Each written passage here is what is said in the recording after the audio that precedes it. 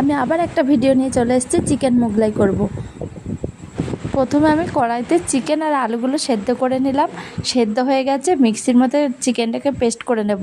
তারপর আলুগুলোকে চামচ দিয়ে একটু ঘ্যাঁতা ঘ্যাঁতা করে নিলাম। কড়াইতে তেল দিয়ে পেঁয়াজ, টমেটো, কাঁচা লঙ্কা এগুলো দিয়ে ভাজা ভাজা করে ভাজা হয়ে গেছে। ওর মধ্যে আদা আর রসুন পেস্ট করেছিলাম সেটা দিয়ে দিলাম। তারপর লবণ, হলুদ, জিরের গুঁড়ো, ধনের গুঁড়ো সব কিছু দিয়ে ভালো করে কষিয়ে নিয়েছিলাম। কষিয়ে নিয়ে আলুটাকে দিয়ে নাড়াচাড়া করে চিকেনের পেস্টটা ছিল সেটাকে দিয়ে নাড়াচাড়া করে ওর মধ্যে মেথির পাতা দিয়ে দিলাম, দিয়ে যাতে সুন্দর গন্ধ হয়। এই যে রেডি হয়ে গেল আমার ওটা পুরটা।